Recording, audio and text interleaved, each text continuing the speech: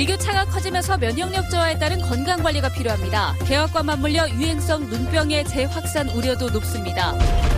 정의와 국회의장이 동서화합의 노력을 인정받아 전남대에서 명예 박사 학위를 받았습니다.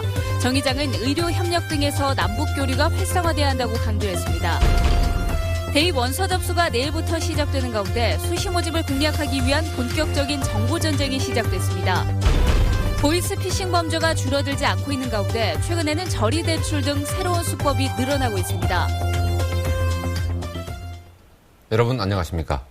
올여름에 유행했던 눈병이 개학과 맞물려서 다시 확산할 수 있다는 우려가 커지고 있습니다. 커진 일교차의 면역력이 떨어지는 시기인 만큼 건강관리에도 주의가 필요합니다. 조현석 기자입니다. 7살 수연이는 지난 주말부터 눈병 증세가 나타났습니다. 자고 일어나면 눈이 붓고 충혈이 지속되면서 이물감을 호소했습니다. 병원을 다니며 치료를 받고 있는데 닷새 만에 엄마까지 감염되고 말았습니다. 수건도 따로 쓰면 바로 이제 삶아서 사용하고 나름 접촉 안 한다고 이렇게 바로 손도 자주 씻기고 그랬는데도 걸렸네요. 올여름 유행성 각결막염 등 눈병 환자가 급증해 안과마다 환자들로 북새통을 이뤘습니다. 초등학생과 아동 환자가 많았고 온 가족이 감염된 사례도 적지 않았습니다. 유행성 눈병은 여름철 질환으로만 알려졌지만 연중 발생하고 특히 조가 어린 추석 무렵까지는 기승을 부립니다. 최근 신학기 시작과 함께 활동 반경이 커지면서 학생들을 중심으로 다시 확산될 수 있습니다. 유행성 눈병은 알레르기성 안질환과 초기 증세가 비슷해 혼동하기 쉽고 자칫하면 치료 적기를 놓쳐 고생은 고생대로 하고 자신이 전염원이 될 수도 있습니다. 알러지로 오인이 돼서 그냥 눈병이 방치가 되거나 아니면 아이들이 이제 생활하면서 어떤 손을 씻는다든지 이런 것들이 정확하게 이루어지지 않기 때문에 친구들과 접촉을 하면서 다시 한번 전파 가능성이 높아진다고 볼 수 있겠습니다. 보건당국은 요즘처럼 아침 저녁으로 선선한 바람이 부는 환절기에는 감기와 비염, 천식과 같은 호흡기 질환도 발생하기 쉽다며 주의를 당부하고 있습니다. MBC 뉴스 조현성입니다. 아동 학대를 예방하기 위해서 교육부가 유치원에 CCTV 설치를 지원하기로 했습니다. 반기는 학부모들이 있는 반면에 교사들은 인권 침해라면서 반발하고 있습니다. 여러분은 어떻게 생각하십니까? 김양훈 기자 보도 보시죠. 선생님이 수업 중 갑자기 아이의 팔을 붙잡아 올리며 끌어냅니다.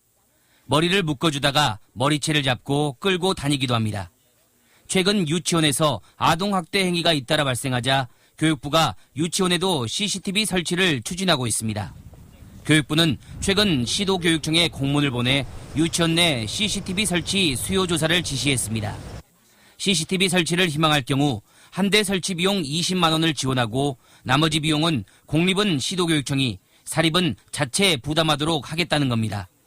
어린이집도 CCTV가 설치됐는데 학부모 입장에서는 우리 아이들이 걱정되니까 유치원에도 CCTV가 설치되었으면 좋겠습니다. 하지만 개인 기본권 침해라며 반발도 거세지고 있습니다. 교사들과 정교조는 법률적 근거 없이 교실 내 CCTV를 설치하는 것은 교사들을 잠재적 범죄자 집단으로 몰아가는 것이라고 주장합니다. 교사들의 인권이나 아이들의 인권 초상권 이런 것도 고려하지 않는 이런 법적 근거도 마련되어 있지 않는 이런 방침은 철회돼야 한다고 생각합니다. 최근 전라북도교육청은 교육부의 CCTV 확대 설치 방침에 거부 의사를 밝혔습니다. MBC 뉴스 김양훈입니다.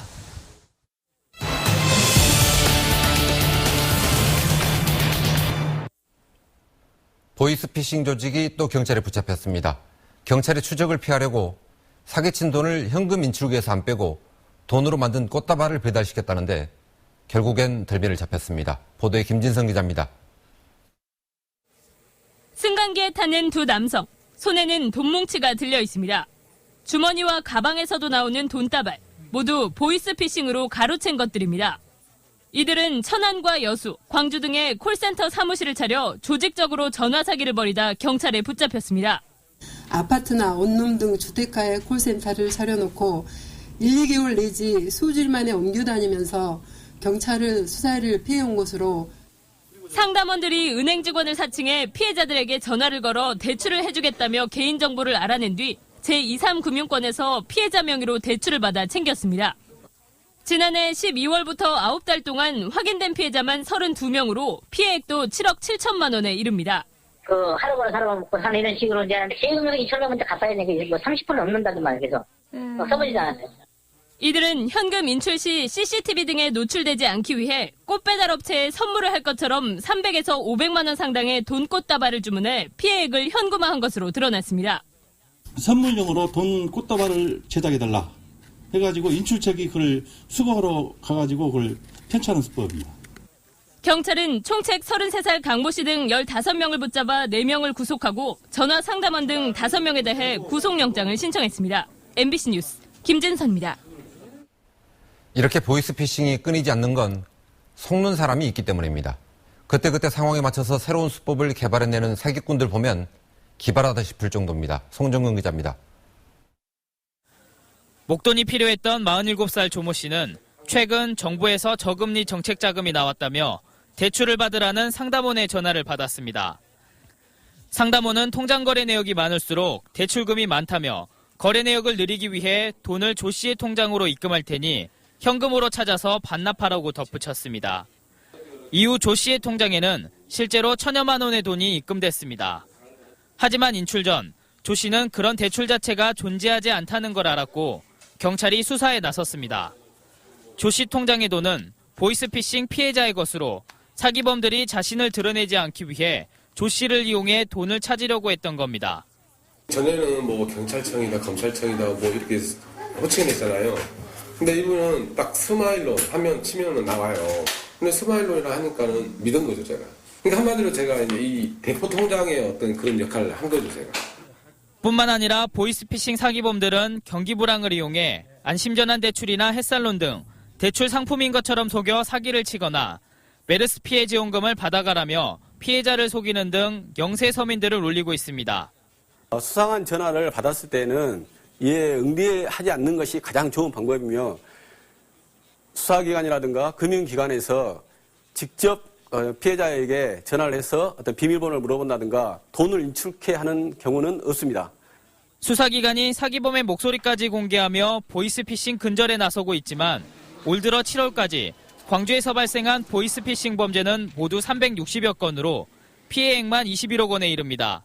MBC 뉴스 송정근입니다. 내년 총선의 선거구 획정이 여야의 대치로 난항을 거듭하는 가운데 정의화 국회의장이 지역 패권주의와 승자독식의 현행 선거제도를 깨고 정치의 근본 틀을 바꿔야 한다고 말했습니다. 한신구 기자입니다.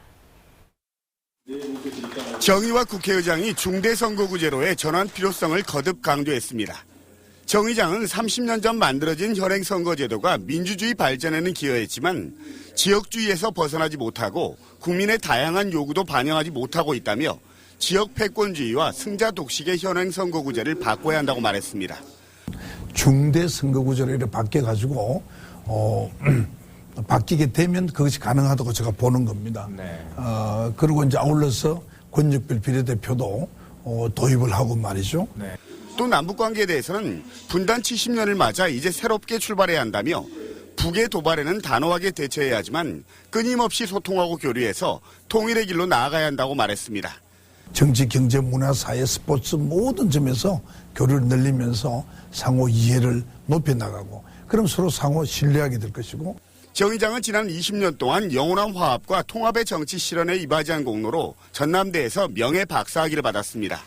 또 자신이 이사장으로 있는 남북의료협력재단 이사회와 4.19 혁명기념관에서 간담회를 가졌고 내일은 진도 팽목항을 방문할 예정입니다. MBC 뉴스 한신구입니다. 추석이 한 달 앞으로 다가온 가운데 한우 가격이 고공행진을 이어가고 있습니다.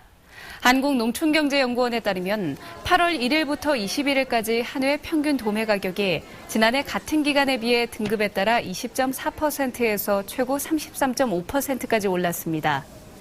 또 한우 시세가 구제역이 있었던 지난 2010년 이후 5년 만에 가장 높은 수준을 보이고 있습니다. 농촌경제연구원은 한우 사용 마리수가 감소한 데다 소비 기반이 넓어지면서 가격이 오른 것으로 분석했습니다. 천일염 위생 논란 속에 2015 소금박람회가 서울 코엑스에서 개막했습니다. 천일염의 우수성을 알리기 위해 전라남도와 신안군, 영광군이 공동 개최한 소금박람회는 천일염 홍보관과 기념관, 체험관 등으로 꾸며졌습니다.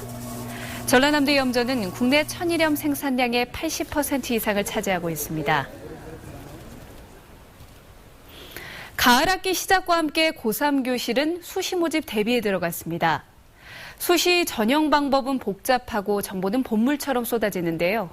나한테 꼭 맞고 믿을 만한 정보를 어디에서 찾느냐가 관건입니다. 이계상 기자입니다. 광주의 한 고등학교 진학 상담실에서 교사와 학생, 학부모가 머리를 맞대고 있습니다. 대입 수시 모집 전형을 앞두고 수험생이 지원해야 할 대학교와 학과를 선택하기 위해서입니다. 모두 6곳의 원서를 낼 수 있지만 눈높이에 맞는 대학을 선택하기가 쉽지 않습니다. 가고 싶은 대학이 있고 그 대학을 가고 싶은데 성적이 돼야 갈 수 있으니까 그래서 대학을 먼저 보고 과를 보게 되는 것 같아요. 서울 수도권 대학은 70%, 광주 전남대학도 60% 이상을 수시로 뽑다 보니 수시 전형에서의 선택이 대입 당락을 결정짓는 중요 변수가 됐습니다. 진학 담당 교사들은 복잡하고 다양해진 수시 전형에서 학생들에게 가장 알맞은 전략을 찾느라 고심하고 있습니다. 터무니없이 이렇게 이제 상향 지원을 하게 되면 그런 부분들을 조금 이제 만류하고 가급적이면 현실에 맞게끔 유도하는 편이죠. 광주시 교육청은 교사와 수험생들이 혼란을 겪지 않도록 대입 상담 프로그램을 개발해서 일선 학교에 배포했습니다. 입시 전문가들은 수험생의 내신 성적과 모의고사 결과 등을 종합해서 입시 데이터를 근거로 분석하면 시행착오를 크게 줄일 수 있다고 당부했습니다. 전형을 어떤 전형을 쓸 건지 수시 종합 전형도 있고 교과 전형도 있고 여러 전형이 있기 때문에 본인에게 유리한 전형을 지금은 이제 골라야 할 시기인 것 같습니다. 시교육청은 수시 원서 접수가 마무리되기 전까지 입시 전문 교사가 담당하는 특별 상담실을 무료로 운영하고 있다고 밝혔습니다. MBC 뉴스 이계상입니다. 광주시가 금호 타연노사 분쟁에 대해서 적극적인 중재에 나서기로 했습니다. 윤장현 시장은 금호 타이어 파업의 장기화로 피해가 커지고 지역 경제에 부담이 되고 있다며 노사양 측에 중재 자리를 제안하는 등 적극적으로 나서라고 관련 부서에 지시했습니다. 이에 따라 광주시 사회통합추진단은 노사양 측에 중재 자리를 제안하고 합의점을 찾을 때까지 적극적으로 노력하기로 했습니다. 광주에서 가장 교통량이 많은 곳은 개수교차로인 것으로 나타났습니다. 광주시가 지난해 시내 61개 교차로의 하루 통행량을 조사한 결과 개수교차로가 24만 9천 대로 가장 많았고 상무교차로가 21만 4천 대, 산월 분기점이 17만 8천 대로 뒤를 이었습니다. 하루 총 교통량은 589만 대로 지난 2013년에 비해 10만 대가량 줄었으며 수안이나 첨단 등 대규모 택지 여파로 1순환도로 내 통행량이 8% 이상 감소한 것으로 조사됐습니다.